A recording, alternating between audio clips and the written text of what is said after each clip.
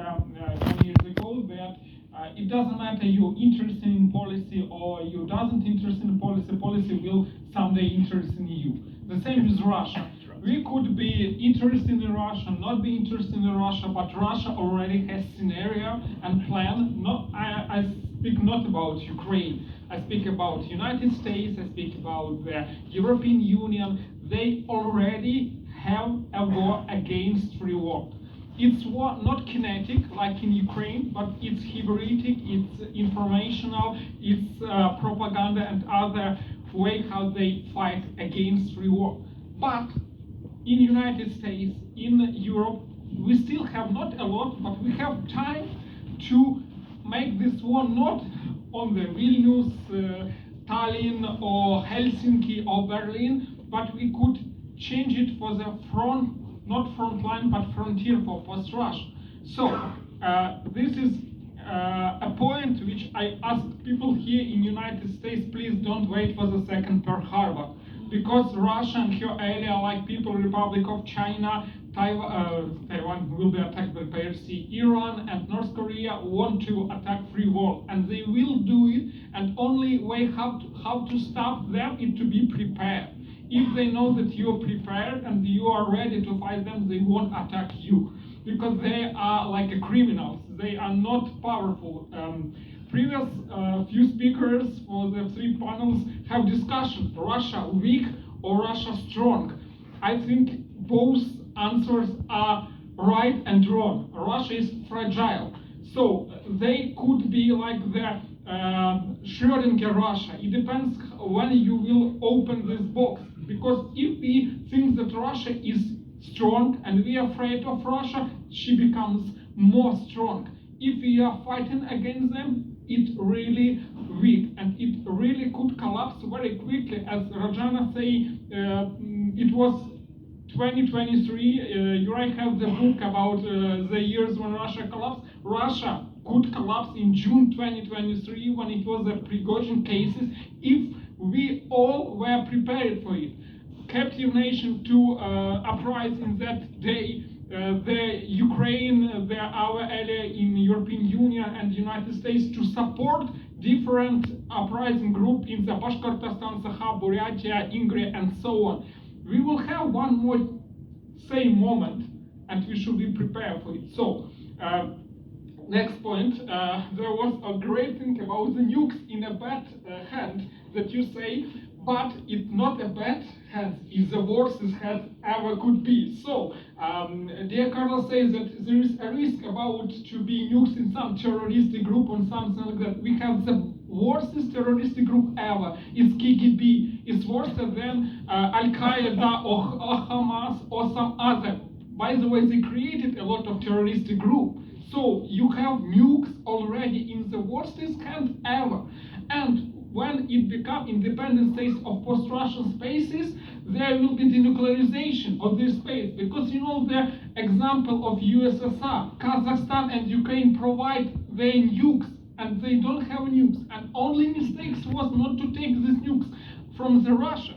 If the United States probably in the early 19th do it, we don't have this situation. So there should be 100 denuclearization of post-Russian spaces, and the leaders of future independent states like Buryatia, Sakha, Siberia, Bashkortostan, Tatarstan, they already agreed to provide their nukes for they recognize them like independent states, because they don't need nukes, because they don't want to use it. Even if they have some problem with their neighbors, I hope it never will be. But Bashkortostan, Tatarstan have some problems. They will don't need use nukes against each country because it's not far away. It's very tight space.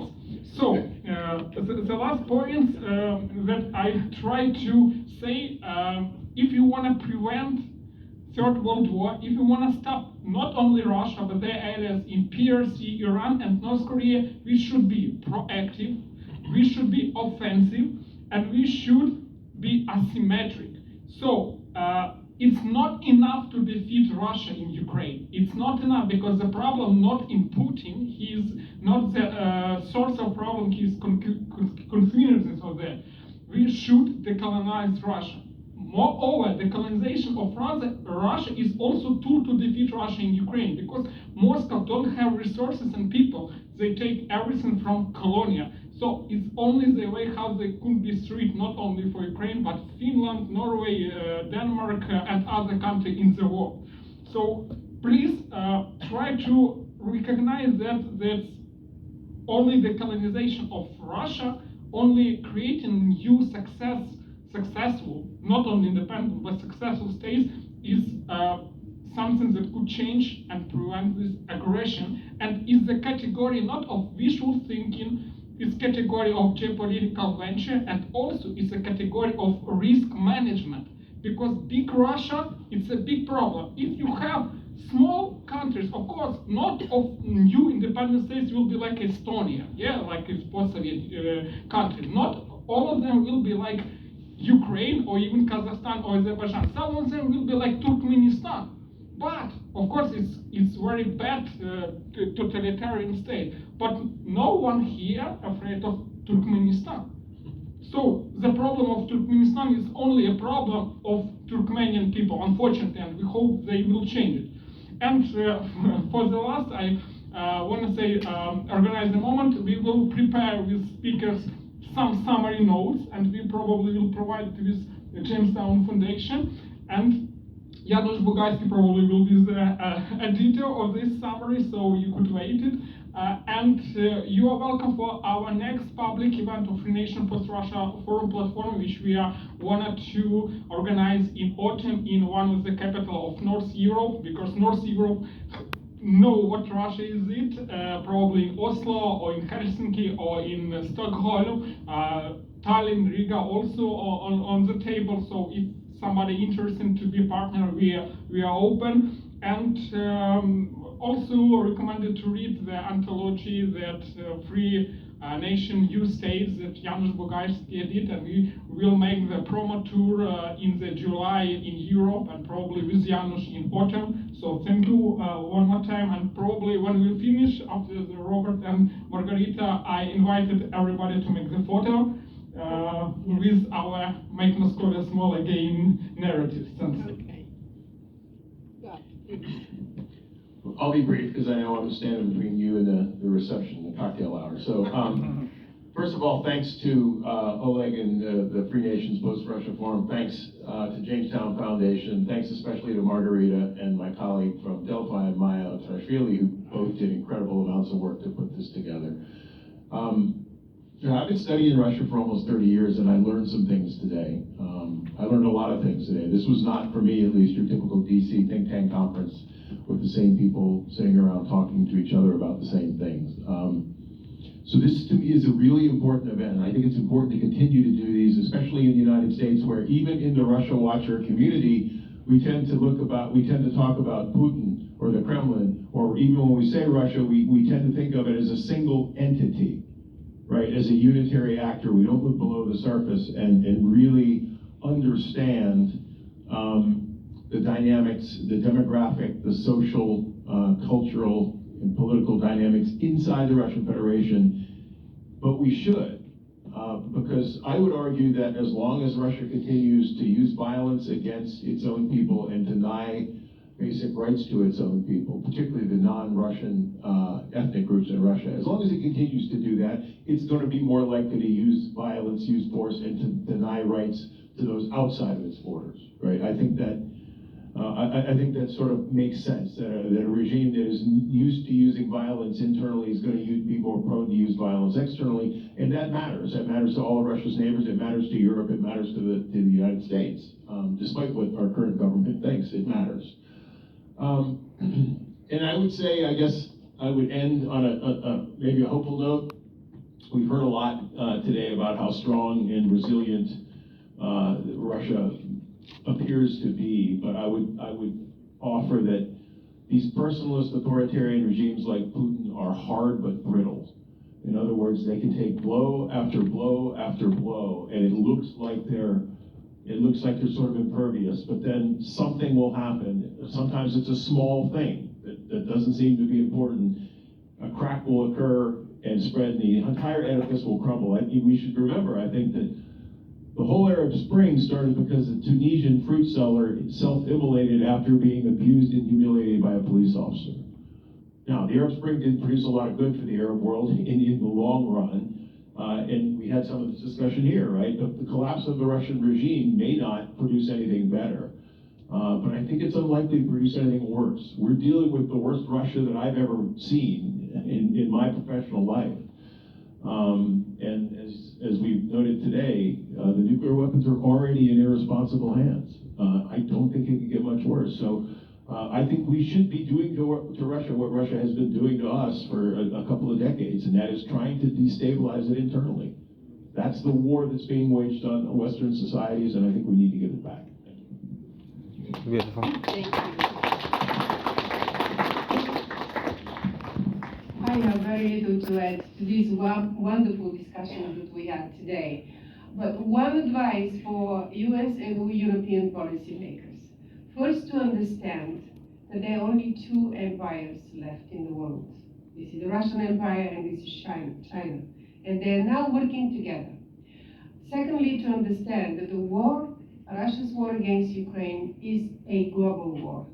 It is a war between Russia and Ukraine, but it's also, on one side is the help of the West, but on the other side we have China, Iran, we have North Korea.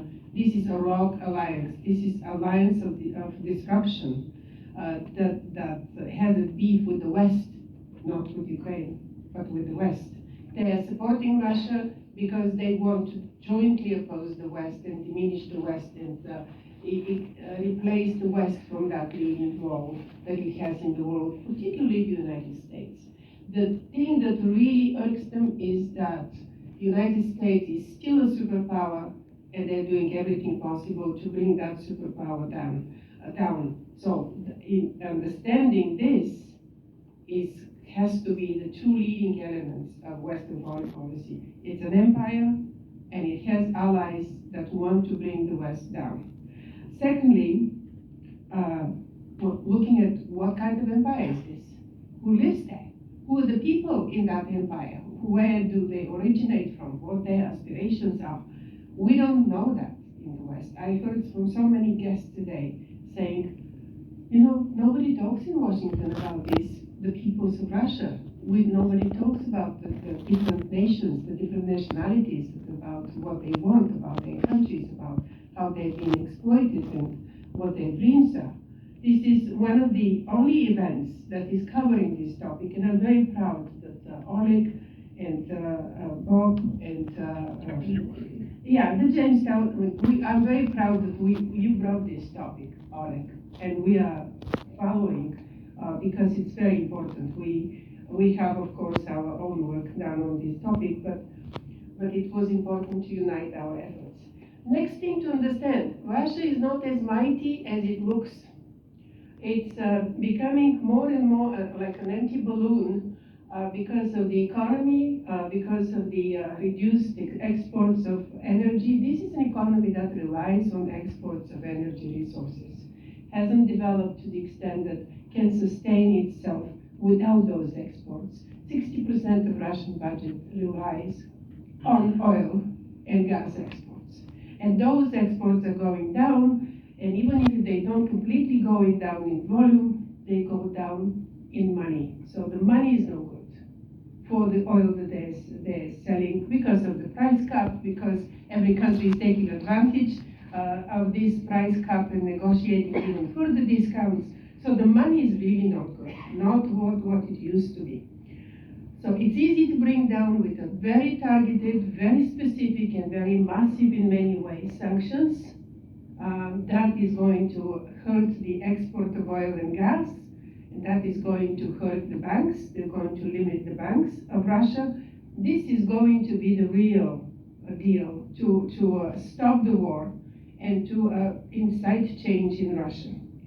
And the last thing I would say is, if any American leader wants to be great, he has to follow his predecessors that had the guts to oppose the Soviet Empire, to say, bring that wall, Mr. President, and to follow on that promise with very, very strong statements and strong policy that did not leave much room for the Soviet Union. Because the Soviet Union was towing, was collapsing economically. It's pretty much the same situation now.